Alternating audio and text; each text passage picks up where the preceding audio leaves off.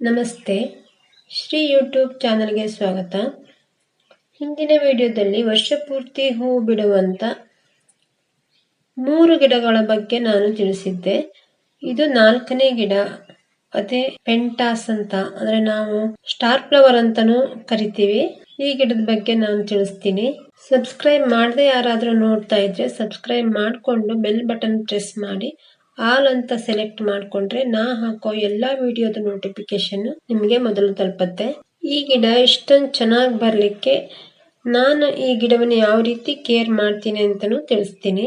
ಈ ಗಿಡ ದೊಡ್ಡ ಗಿಡವನ್ನೇ ರೀಪಾಟ್ ಮಾಡಿದೀನಿ. ಹಾಗೆ ಮತ್ತೊಂದು ಗಿಡವನ್ನು ಯಾವ ರೀತಿ ರೀಪಾಟ್ ಮಾಡಬಹುದು ಅಂತ ತೋರಿಸ್ತೀನಿ.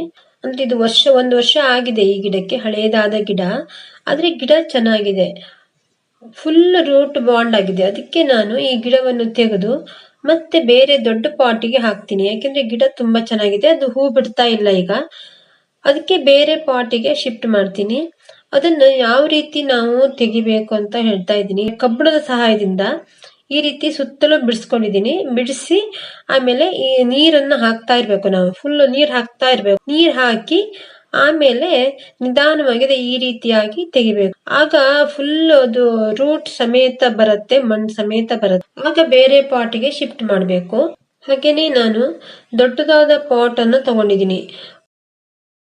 ಡ್ರೈನೇಜ್ ಹೋಲಿಂದ ಸರಾಗವಾಗಿ ನೀರು ಹೋಗ್ಬೇಕು ಅಂದ್ರೆ 3 ರಿಂದ 4 ಹೋಲ್ಗಳನ್ನು ಮಾಡ್ಬೇಕಾಗತ್ತೆ. ರೀಪಾಟ್ ಮಾಡ್ಲಿಕ್ಕೆ ಒಂದು ಪಾಟ್ಗೆ ಒಣಗಿದ ಎಲೆಗಳನ್ನು ಹಾಕೊಂಡಿದ್ದೀನಿ. ಮಣ್ಣಿನ ಮಿಶ್ರಣವನ್ನು ಹಾಕ್ತಾ ಇದ್ದೀನಿ.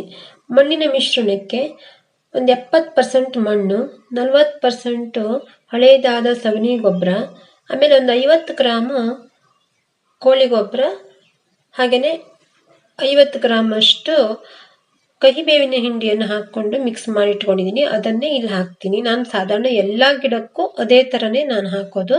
ಹಾಗೇನೆ ತೆಗೆದಂತ ಈ ಗಿಡವನ್ನು ಹಾಕ್ತಾ ಇದ್ದೀನಿ. ಸುತ್ತಲೂ ಮಣ್ಣನ್ನು ಹಾಕಿ ಫಿಲ್ ಮಾಡ್ತೀನಿ. ಈ ಗಿಡವನ್ನ ಕಟಿಂಗ್ ಇಂದ ನಾವು ಗ್ರೋ ಮಾಡಬಹುದು. ಆಮೇಲೆ ಈ ರೀತಿಯಾಗಿ ನಾವು ಕಟ್ ಮಾಡಬೇಕು. ಅಂದ್ರೆ ಗಿಡದ ಬುಡದಲ್ಲಿ ಕಟ್ ಮಾಡಬಾರ್ದು, ಈ ರೀತಿ ಟ್ರಿಮ್ ಮಾತ್ರ ಮಾಡಬೇಕು. ಈ ಹೂವು ಆಗಿ ಮುಗಿದ ನಂತರ ನಾವು ಈ ರೀತಿ ಟ್ರಿಮ್ ಮಾಡಬೇಕು. ಆಗ ಗಿಡ ಚೆನ್ನಾಗಿ ಚಿಗುರು ಬಂದು ಚೆನ್ನಾಗಿ ಹೂ ಬರುತ್ತೆ. ಗಿಡದ ಬುಡದಲ್ಲಿ ಕಟ್ ಮಾಡೋದ್ರಿಂದ ಈ ಗಿಡ ಸಾಯೋ ಸಾಧ್ಯತೆ ಹೆಚ್ಚು, ಅಂದ್ರೆ ಸತ್ತೋಗತ್ತೆ. ನಾನ್ ನೋಡಿದೀನಿ. ಅದಕ್ಕೆ ನಾವು ಗಿಡದ ತುದಿ ಮಾತ್ರ ಕಟ್ ಮಾಡ್ಬೇಕು, ತುಂಬಾ ಚೆನ್ನಾಗತ್ತೆ ಅದು. ಆಮೇಲೆ ಈ ರೀತಿಯಾಗಿ ಮಿಲಿ ಬಗ್ಸ್ ಬರುತ್ತೆ, ಹೀಗೆ ವೈಟ್ ಬರುತ್ತಲ್ಲ ದಾಸವಾಳ ಗಿಡಕ್ಕೆ ಬಂದ ಹಾಗೆ. ಅದನ್ನೆಲ್ಲ ನಾವು ಕಟಿಂಗ್ ಮಾಡಿ ತೆಗಿಬೇಕು.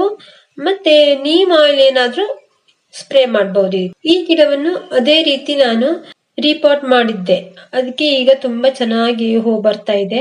ಈ ಗಿಡಕ್ಕೆ 5 ರಿಂದ 6 ಗಂಟೆ ಬಿಸಿಲು ಸಾಕಾಗತ್ತೆ. ಈ ಗಿಡವನ್ನು ಮಳೆಗಾಲದಲ್ಲಿ ಸೇವಂತಿಗೆ ಗಿಡ, ಜಿರೇನಿಯಂ ಯಾವ ರೀತಿ ನಾವು ಕೇರ್ ಮಾಡ್ತೀವೋ ಅದೇ ತರ ನಾವು ಕೇರ್ ಮಾಡಬೇಕು. ಮಳೆಗಾಲದಲ್ಲಿ ಮಳೆಲಿಟ್ರೆ ಗಿಡ ಹಾಳಾಗತ್ತೆ.